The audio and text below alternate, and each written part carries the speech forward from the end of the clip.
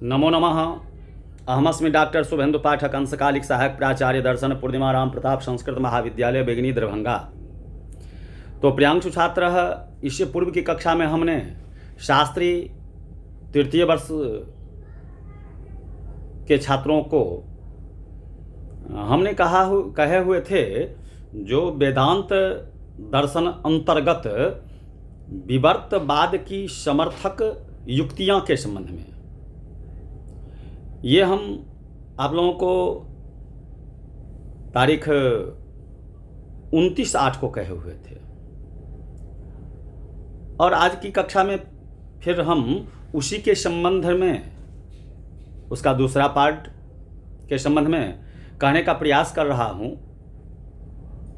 तो प्रियांशु छात्र है, इससे पूर्व कहे हुए थे जो इसको शंकर अज्ञान अविद्या या माया कहते हैं। इसी प्रकार इसी कारण संसार की प्रतीति होती है, यहाँ तक कहे हुए थे। और आज फिर उसी के संदर्भ में कहते हैं जो यहाँ यह प्रश्न उठ सकता है कि यदि परिवर्तनशील संसार आभास मात्र है तो वह कौन सी वस्तु या पदार्थ है जो भिन्न भिन्न विषयों के रूप में हमें आभासित होती है। सामान्यतः हम उसी को द्रव्य कहते हैं जो कुछ गुणों का आश्रय होता है। इस अर्थ में घट या पट द्रव्य है, परंतु हम देख चुके हैं कि घट से पृथक उसके रूप आदि गुणों को सत्ता नहीं होती और घट की सत्ता उसके उपादान कारण से भिन्न नहीं होती। यहाँ मृतिका ही सत्य या वास्तविक द्रव्य है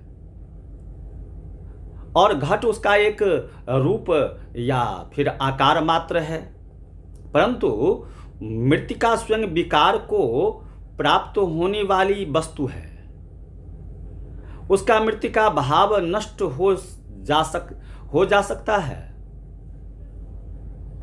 अतएव इसे भी यथार्थ वस्तु या परमार्थ नहीं कह सकते।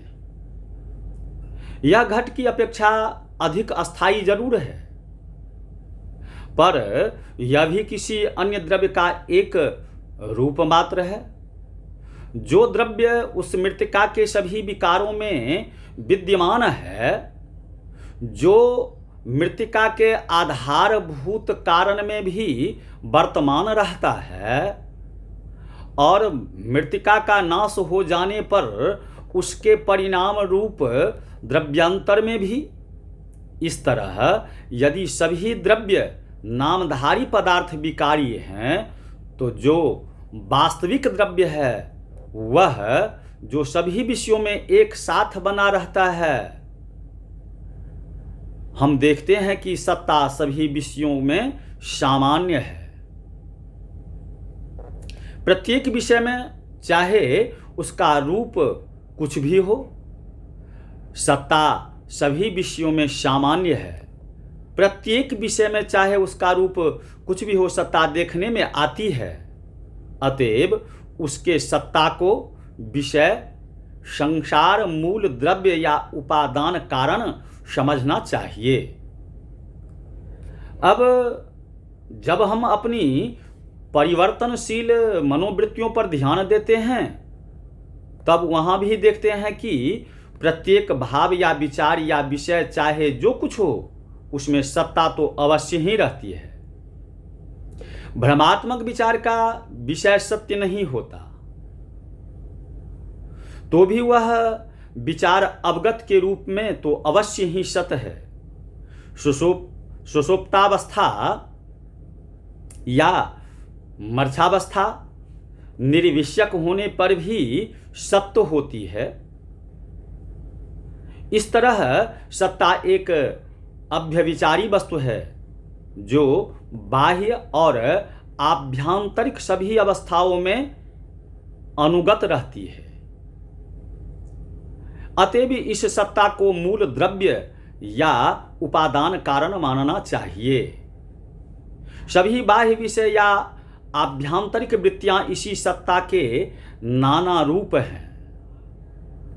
इस तरह हम देखते हैं कि शुद्ध सत्ता जो समस्त संसार का मूल कारण है, नाना रूपों में प्रकट होने पर भी स्वयं निराकार है, भिन्न भिन्न भागों में होने पर भी यथार्थतः निर्वयव है, शांत विषयों में भासमान होने पर भी वस्तुतः अनंत निर्विशेष सत्ता को ही संसार वस्तुतः अनंत है। शंकर इस अनंत निर्विशेष सत्ता का ही संसार का मूल तत्व या उपादान कहते हैं। वह इसी सत्ता को ब्रह्म कहते हैं। इति। तो प्रियांशु छात्र है, आज की कक्षा में बस इतना ही। पुनः इससे आगे की कक्षा में हम इसका इसी पार्ट के अंतर्गत 3-4 कहेंगे, फिर उसके बाद ब्रह्म विचार के संबंध में बात करेंगे। इति।